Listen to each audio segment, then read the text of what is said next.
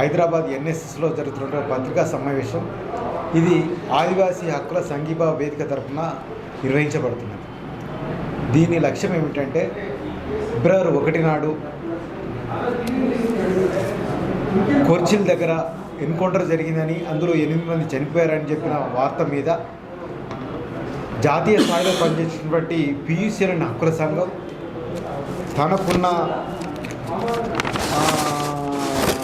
Network chairman జూనస్ Tirkey, ప్రధాన కార్యదర్శి కళాదాసి డెగ్రియా నేతృత్వంలో వారు ఏ విధంగానైతే ఒక విచారణ చేపట్టి జరిగింది ఎన్కౌంటర్ కాదు, పోలీసులను చూసి పారిపోతున్న ఆదివాసులను పట్టుకొచ్చి, అదే కాకుండా గ్రామంపై ఇళ్ల మీద దాడి చేసి వాళ్ళని చుట్టుముట్టు వచ్చి వాళ్ళను హత్య చేసి ఎన్కౌంటర్గా ప్రకటించిన విషయం ఉంది.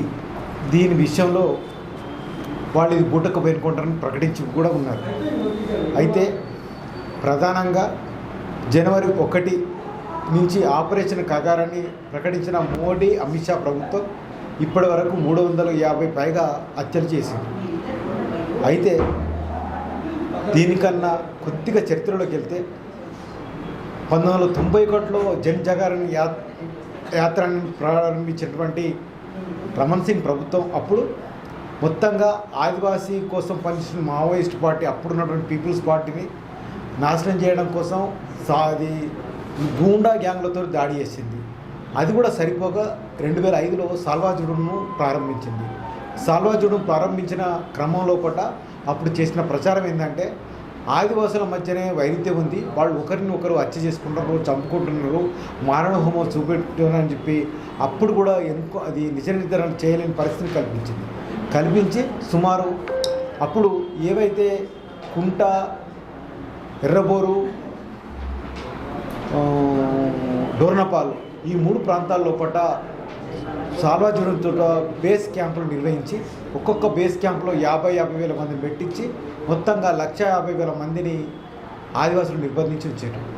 ఆ తర్వాత ఈ నిర్బంధాలు తట్టుకోలేక సుమారు 150,000 మంది ఆదివాసులు ఒరిస్సాకు, తెలంగాణకు, ఆంధ్రకు పారిపోయి బతుకుతున్నారు. ఆ క్రమంలో పట్టే జరిగిన 10-15 ఎన్కౌంటర్లో పట్టుకొని పారిపోమని చెప్పడం, కాల్చి చంపడం, సింగారం కావచ్చు, తాడిమెట్ల కావచ్చు, ఇవన్నీ ఆ విధంగా జరిగినాయి.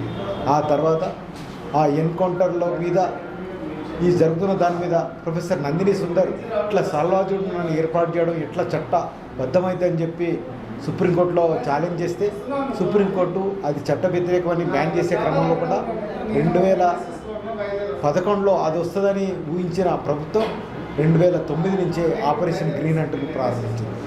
ఆ గ్రీన్ హంట్ ప్రారంభించిన సందర్భంగా అప్పటికే సాల్వాజుడుకున్నటువంటి ఆ మిలిషియాను సిఆర్పిఎఫ్తో కలిపి గ్రామాల మీద దాడులు చేయడం, ఆపరేషన్ గ్రీన్ హంట్ మొదటి దశ 2009 నుంచి 2011 వరకు, 2011 నుంచి 2016 వరకు రెండవ దశ కొనసాగించింది. ఇట్లా మొత్తంగా ఆపరేషన్ గ్రీన్ హంట్ దశలోనే క్యాంపులు పెట్టడం, దాడులు చేయడం, మూకుమ్మడిగా ఆదివాసులను చంపడం అనేది కొనసాగుతూ వచ్చింది. ఎప్పుడైతే 2016ను మిషన్ 16గా ప్రకటించి అప్పుడు ఎవరైతే ఈ వార్తలను సేకరించి బయటికి పెడుతున్నారని చెప్పి సోనిసూరి కావచ్చు, మాలిని సుబ్రహ్మణ్యం కావచ్చు, అక్కడ ఉన్నటువంటి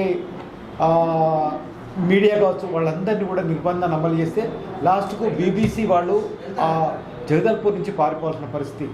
ఆ స్థితిలోనే అక్కడ 2015లో ఉన్నటువంటి జగ్లాగానే ఒక న్యాయవాద బృందం ఆదివాసుల సహాయంగా పనిచేస్తుంటే దాన్ని కూడా అగ్ని అనే ఈ బీజేపీకి చెందినట్టు ఒక స్వచ్ఛంద అది మూట వాళ్ళని కూడా అక్కడి నుంచి వెళ్ళగొట్టింది. అక్కడ మొత్తంగా ఒక న్యాయం కానీ, వార్త కానీ, నిజమైన వార్త కానీ, ఎటువంటి స్వేచ్ఛా స్వాతంత్రం లేని ఆదివాసీ జీవితం చాలా భయంకరంగా జీవితం వస్తుంది. మిషన్ 16 తర్వాత సోనియాని ఇప్పుడు ఏదైతే ఆదివాసీ హక్కుల కార్యకర్త ఉందో ఆమె ముఖం మీద నల్ల రంగు చూసి ఆమెను చంపే ప్రయత్నం చేశారు. వాళ్ళ భర్తను కూడా పోలీసులే కొట్టేసారు చిత్రించబెట్టి. అట్లా 2017 నుంచి ఆపరేషన్ సమాధానం పేరుతో మళ్ళొక రకమైన దాడికి సాగింది. ఆ 17 కాస్త ఇప్పుడు మనకు 24 వచ్చేసరికి వాళ్ళు మొత్తం రూమ్ మార్చుకొని ఆపరేషన్ కగారైంది. ఆపరేషన్ కగారుగా మారే క్రమంలో కూడా మొత్తం ఛత్తీస్గఢ్ ప్రాంతంలో మొత్తం కూడా 9 ఇంచుల రోడ్డు, సిమెంట్ రోడ్డు, ఎటువంటి స్థితి లేకుండా ఆ రోడ్లు వేయడానికి కూడా చాలా సైన్య సమీకరణ చేసి రోడ్లు వేసారు. అట్లా రోడ్లు వేసి రోడ్డు కొంటే మొత్తం రోడ్డు వెంబడే కిలోమీటర్లు, 2 కిలోమీటర్లు, 3 కిలోమీటర్ల వివిధ BSF కావచ్చు, CRPF కావచ్చు, ITBP కావచ్చు, అది DRG బలగాలు ఏవైతే సాల్వాజుడును DRG బలగాలు మార్చిండో ఆ బలగాల క్యాంపులతోటి రోడ్డు మీద ఎవరు పోవాలన్నా కానీ ఏ క్షణమైన చెక్కింగ్ అవుతుంది, ఏ క్షణమైన పట్టుకుంటారు, ఏ క్షణమైన కాల్ చెప్తారు, ఎన్కౌంటర్ ప్రకటించే స్థితి కొనసాగుతుంది. ఆ స్థితిలో 2024 అంటే తెల్లారితే జనవరి 1 వస్తున్నాగా 31 అర్ధరాత్రి 23 రాత్రే DRG బలగాలు ముగ్దుం అనే గ్రామంలో మంగ్లీ సోడని 6 నెలల పాప, ఆమె పిల్లని సంకనేసుకొని అన్నం తినిపిస్తున్న ఆమెను కాల్చి చంపేసి ఎన్కౌంటర్. అక్కడ ప్రారంభమైన ఎన్కౌంటర్లు ఇప్పుడు కోర్చిల్ ఎన్కౌంటర్ కావచ్చు, మొన్న మిరియాబంద్ ఎన్కౌంటర్ కావచ్చు, అన్ని ఎన్కౌంటర్లో 20 మంది 30 మంది చీపురు బట్టి ఎన్కౌంటర్లో ఒక్కరి కాదు, ఎన్కౌంటర్ జరిగినప్పుడు 12 మంది చనిపోతే ఆ గాయాలతో 8 మంది దొరికితే ఆ 8 మందిని చిత్రహింసలు పెట్టి 2 కిలోమీటర్ల దూరంలో ఉన్నటువంటి సుబ్బన్ దగ్గర తీసుకెళ్ళి అక్కడ కాల్చి చంపేసి ఈ మొత్తం శవాలను ఏదైతే టాటా ఏసీ వెహికల్ దగ్గర తీసుకెళ్ళాలని చెప్పి అక్కడికి ఆదివాసులతో మోపించి మోసిన వాళ్ళని కూడా కాల్చి చంపేసేసి మొత్తం టాటా ఏసీ నింపుకొని వెహికల్ వెళ్ళిపోద్ది. ఇట్లా మొత్తంగా కగారు మారణకాండ అనేది ఆదివాసుల జీవితాలను చిన్న భిన్నం చేస్తున్నప్పుడు. అయితే ఇప్పుడు ఫిబ్రవరి 1 నాడు జరిగింది ఏంటంటే కేవలం పోలీసులను చూసి వీళ్ళు పారిపోతుంటే గుట్టల వైపు ఇళ్ల మీద దాడి చేసి ఇళ్ళు సోదా చేయడం ఒకటి, తర్వాత పట్టుకొచ్చి కాల్చడం ఒకటి. ఇవాళ మీరు నిజంగా వెహికల్స్ అది తుపాకుల ఫోటోలు చూస్తే ఇవి గతంలో వచ్చిన ఫోటోలు అన్నీ కూడా పని చేయో అన్ని కట్టి తుపాకులను తీసుకొచ్చి పెట్టేస్తున్నారు. ఎందుకంటే ఒకప్పుడేమో ఇప్పుడు 1-2 పెద్ద తుపాకులు మిగతా అన్ని మామూలు. మొత్తంగా మీరు ఇప్పుడు ఎన్కౌంటర్ హత్యాకాండ రిలీజ్ అయిన ఫోటోలు అని చూడండి, సుమారుగా అన్నీ కూడా ఎక్కడో దగ్గర అన్నీ పోలే ఉంటాయి. ఇట్లా వెపన్స్ అట్లే ఉంటాయి, వాళ్ళు ఉపయోగిస్తున్న వస్తువులు అట్లే ఉంటాయి. మొత్తంగా ఈ ఎన్కౌంటర్లన్నీ కూడా ఒకే రకంగా ఉంటాయి. మొత్తంగా ఇప్పుడు ఏదైతే ఛత్తీస్గఢ్ ప్రాంతంలో కోట్లాది విలువైన సహజ సంపద ఉందో ఆ సహజ సంపదను సామ్రాజ్యాలకు అప్పగించడం కోసం ఈ కగారు పేరుతో జరుగుతున్న హత్యాకాండ లోపల ఇప్పటికి 6 లక్షల బలగాలు పనిచేస్తున్నాయి, 650 క్యాంపులు ఉన్నాయి. అసలు ఎవరు ఒక్కొక్క ఎన్కౌంటర్లో 10 మంది 20 మంది ఎదురుపడతారు అనుకుంటాం, కానీ ఇప్పుడు అట్లా కాదు. 1000, 3000, 1500, 2000 బలగాలు మూవ్ అవుతుంటే ఎన్కౌంటర్ జరిగిందంటారు. ఎన్కౌంటర్ జరగడం లేదు. అక్కడ ఉన్న ఇన్ఫార్మర్లు జరగని, కోర్టు జరగని, ఒక్కరిద్దరు మావోయిస్టులు దొరికినా వాళ్ళని ఇంతమంది గౌరవ చేసి అప్పటికే గ్రామాల నుంచి బందీలుగా పట్టుకున్న ఆదివాసులు తీసుకెళ్ళి డ్రెస్సులు తొడిగి దాన్ని 10, 20గా 29గా మొత్తంగా ఎన్కౌంటర్ హత్యాకాండ చేస్తుంది. దీని మీద పౌరకుల సంఘం ఎందుకు స్పందిస్తున్నామంటే ఒక జీవించే హక్కు, ఇంతకుముందు ఇట్లా ఎన్కౌంటర్ పేరుతో కాల్ చంపే హక్కు లేదని చెప్పి 2005 నుంచి ఏదైతే అది హైకోర్టు అది ధర్మాసనం ఇచ్చిందో ఆ తీర్పును 2009లో వస్తే దాన్ని చంద్రబాబు నాయుడు సుప్రీంకోర్టుకు వెళ్ళి ఆప్ చేయించిండు. ఆ తర్వాత PUCలో ఏదైతే అప్పుడు జరుగుతున్నటువంటి మహారాష్ట్రలో జరుగుతున్నటువంటి గూండా గ్యాంగ్ల ఎన్కౌంటర్ వ్యతిరేకంగా జరిగిన PUCలు వేసిన జడ్జిమెంట్ను మనకు అప్పచేసేసి ఇప్పటికి కూడా ఆ జడ్జిమెంట్ అమలే కాకుండా కాపాడుతుంది. లాస్ట్కి ఎన్కౌంటర్ అనేది మొత్తం దేశవ్యాప్తంగా నిర్విరామంగా కొనసాగుతున్నది. ముఖ్యంగా అట్ల సంఘం చేస్తున్న అసలు ఎన్కౌంటర్లు చేస్తున్న పోలీస్ హత్యలు, అసలు పోలీసులు ఎన్కౌంటర్ పేరుతో హత్య చేసే రైట్ ఎక్కడిది? దీని మీద ప్రజలు, ప్రజాస్వామ్యంలో అందరూ మాట్లాడాలి. ముఖ్యంగా ఈ నక్సలైట్ ఉద్యమం అనేది ఒక 50 ఏళ్లుగా కొనసాగుతుంది. ఇది ఒక సాంఘిక ఆర్థిక సమస్య అని చెప్పి మాట్లాడుతున్నాం. 2014లో రాజశేఖర రెడ్డి ప్రభుత్వం చర్చలు జరిపింది కూడా అదే బేస్ మీద. ఖచ్చితంగా ఇది ఒక రాజకీయ పార్టీని గుర్తుంటుంది. కానీ ప్రభుత్వాలు ఏం చేస్తున్నారు? వామపక్ష ఉగ్రవాదం పేరుతో ఉగ్రవాదులు ట్రీట్ చేస్తున్నారు.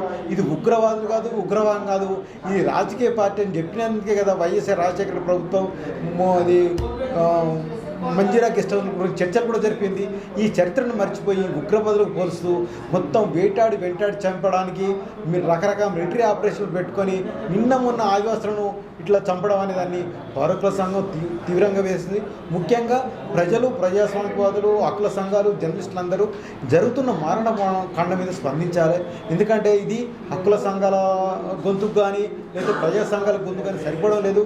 ప్రజలందరూ జరుగుతున్న ఈ మారణకాండ ప్రశ్నించడానికి రేవంత్ రెడ్డి ప్రభుత్వాన్ని కావచ్చు, చంద్రబాబు నాయుడు ప్రభుత్వం కానీ అందరిని కూడా అడగాలి. ఎందుకంటే మనకు మనకు మూలవాసులైన ఆదివాసుల మీద ఒక హత్యాకాండ మరణకాండ కొనసాగుతుంది. ఇది ఆపరేషన్ కగారు కావచ్చు, ఆపరేషన్ గ్రీన్ అండ్ కావచ్చు, ఆపరేషన్ సమాధానం కావచ్చు, ఏదైనా కూడా కార్పొరేట్ల కోసం, కార్పొరేట్లకు సహచరులను అందించడం కోసం ఆదివాసుల మారణకాండ. నిజంగానే మావోయిస్టులు రాజకీయ పార్టీ అన్నప్పుడు నువ్వు ఒకప్పుడు చర్చలు జరిపినావు కదా, ఆ చర్చలను ప్రతిసారి వచ్చినప్పుడు ఆజాద్ను చర్చల కోసం పిలిపించి స్వామి అభినేష్ తోటి ఆజాద్ను చంపించింది. కేంద్రంలో ఏ హోమ్ మినిస్టర్ వచ్చినా కానీ అతను చర్చల ప్రతిపాదన చేయకుండా ఉన్నాడు. ఎంతెందుకు ఈ కగర్ ఆపరేషన్ ముందు కూడా ఈ విజయ్ దేవ్ సాయి ఎవరైతే ఛత్తీస్గఢ్ ముఖ్యమంత్రి ఉన్నాడో అంతకుముందు భూపేష్ బగల్ ఉండవు, అందరు కూడా చర్చలకు ఆహ్వానం చెప్పిన వాళ్ళే. కానీ ఇప్పుడున్న విజయ్ దేవసాయి అయితే ఏం పెట్టిండంటే కార్పొరేట్ వనరులు తీసుకోవడానికి ఆటంకం కలిగించిన ఒక కండిషన్ కూడా పెట్టిండు. వీళ్ళందరూ చర్చలు ఒప్పుకున్నప్పుడు చర్చల కోసం ఎందుకు తీవ్రంగా ప్రయత్నించదు? ఆ విధంగా ప్రయత్నించినట్టయితే కనీసం నీకు ఒక రాజకీయంగా పరిష్కారం దొరికేది కదా. అట్లా కాకుండా ఆదివాసులను ఇట్లా పూర్తిగా కాల్చి చంపడాన్ని లేదా వేటాడి చంపడాన్ని హక్కు ప్రభుత్వాలకు ఎక్కడుంది? ఇది ప్రజాస్వామ్య వ్యవస్థలో రాజ్యాంగం ఉంటుంది, జీవించే హక్కు ఉంటుంది. దీన్ని అణచివేసే హక్కు ఏ ప్రభుత్వాలకు లేదు. ప్రభుత్వాలు ప్రజాస్వామికంగా పరిపాలించడానికే హక్కు ఉంటుంది తప్ప నేను హంతకులకు పరిపాలిస్తానంటే ప్రజలు ఒప్పుకోరు, ప్రజానికం ఒప్పుకోరు, ముఖ్యంగా హక్కుల సంఘాలు లేతే పౌర సమాజం ఒప్పుకోదు. కాబట్టి మోడీ కానీ అమిత్ షా కానీ ఇప్పటికైనా సరే ఏదైతే మీరు ఆపరేషన్ కగారు పేరుతో కొనసాగుతున్న ఒక మారణకాండ నరసంహారం ఉందో దాన్ని వెంటనే నిలుపుదల చేయాలి. ఒక ప్రజాస్వామిక విలువలను జీవించే హక్కును కాపాడే విధంగా మీ పాలన ఉండాలి తప్ప ఇప్పుడు అధికారం ఉన్నదని చెప్పి నేను ఆదివాసులను చంపేస్తాననుకుంటే ఎల్లకాలం మీకు అధికారం ఉండదు, ఎల్లకాలం ఈ స్థితి ఉండదు. కాబట్టి ఇప్పటికైనా సరే ఆపరేషన్ కారు వెంటనే నిలిపేయాలని, నువ్వు చేస్తున్నది సల్వాజుడి నుంచి ఆపరేషన్ కాకార్ నుంచి కూడా ఏ ఉద్యమాన్ని కూడా ఆపలేవు. ఎందుకంటే అది ఆకలికి సంబంధించింది, అస్తిత్వానికి సంబంధించి, అసమానతలకు సంబంధించిన పోరాటం. కాబట్టి మీరు ఏదో ముహూర్తం పెట్టి నేను ముగిస్తాననుకుంటే సరికాదు. ఎందుకంటే అది 50 ఏళ్ళుగా జరుగుతున్న ఒక ఉద్యమం, పోరాటం, దాన్ని దృష్టిలో పెట్టుకోవాలి తప్ప ఆ సమస్యను పరిష్కరించే అది పోరాటం ఆగిపోద్ది తప్ప నేను అణచివేస్తా, నిర్మూలిస్తా అనడం కూడా ఇది ప్రజాస్వామిక భాష కాదు, ప్రజాస్వామిక విధానం కాదు. కాబట్టి ఇంకొకసారి మోడీ కానీ అమిత్ షా కానీ కగార్ విషయం మీద వెంటనే ఆలోచించి కగార్ను లేకపోతే అక్కడ ఉండే లక్షలాది బలను వెంటనే ఖాళీ చేసి ఆదివాసులకు ఒక స్వేచ్ఛ స్వాతంత్రాలతో జీవించే హక్కుకు అవకాశం కల్పించాలని చెప్పి పౌరకుల సంఘంగా డిమాండ్ చేస్తారు.